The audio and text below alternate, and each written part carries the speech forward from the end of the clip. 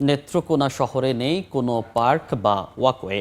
বিএডিসির কৃষি ফার্মই এখন স্বাস্থ্য সচেতনদের হাঁটা ও শরীর চর্চার পছন্দের স্থান। বিস্তারিত জানাতে যোগ দিয়েছেন রিপোর্টার আলপনা বেগম, যাচ্ছি তার কাছে। হ্যাঁ, নেত্রকোনা শহরের যে বিএডিসি কৃষি ফার্ম রয়েছে, আমি সেই কৃষি ফার্ম এলাকায় আসছি। এখানে হচ্ছে যে প্রতিদিন মানুষ এই হাঁটতে আসেন, তারা সুস্থ দেহ সুন্দর মন, এই বিষয়টিকে তারা প্রাধান্য দেন এবং প্রাধান্য দিয়ে প্রত্যেকেই এই সকালবেলায় এখানে হাঁটাহাঁটি করেন এবং ব্যায়াম করেন। দেখা গেছে যে এছাড়াও যে রাস্তা সড়ক রয়েছে বিভিন্ন, সেই বিভিন্ন সড়কেও তারা হাঁটাহাঁটি করেন। আর মূলত হচ্ছে যে নেত্রকোনা জেলা শহর সিমসাম একটি শহর হলেও তেমন কোনো যে জায়গা নেই যে মানুষ একটু সুস্থ রাখবে, নিজেকে সুস্থ রাখার জন্য প্রতিনিয়ত হাঁটবে এবং ব্যায়াম করবে।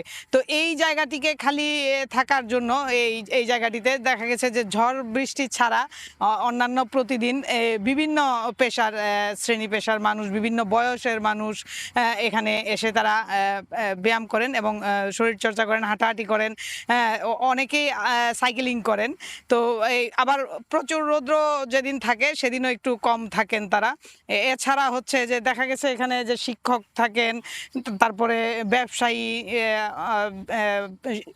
মানে অ্যাডভোকেট, বিভিন্ন শ্রেণীর লোকজন এই হাঁটাহাঁটিতে একত্রিত হন।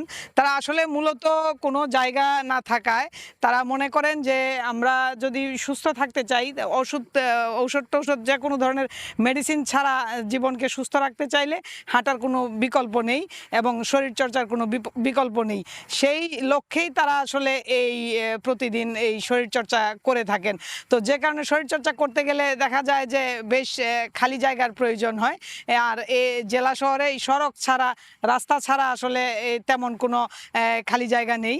দেখা গেছে যে অন্যান্য সড়ক যেগুলো রয়েছে সেগুলোতে যানবাহন চলাচল করে, নানান ধরনের অ্যাক্সিডেন্টের দুর্ঘটনা ঘটার একটা সম্ভাবনা থাকে, আশঙ্কা থাকে। তারপরে এই পথচারীদের বিভিন্ন সমস্যা হয়, নানান কারণে তারা এই জায়গাটিকে বেছে নিয়েছেন।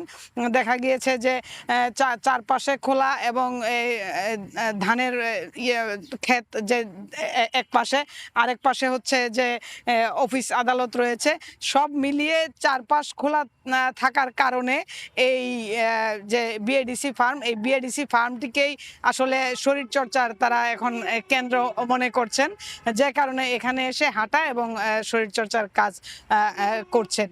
অনেকেই নারী পুরুষ সবাই মিলেই আসেন, যারা আসেন আবার অনেকে চলেও যান।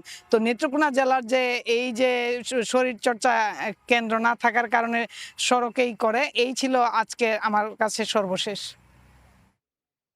সরাসরি যুক্ত ছিলাম নেত্রকোনা থেকে।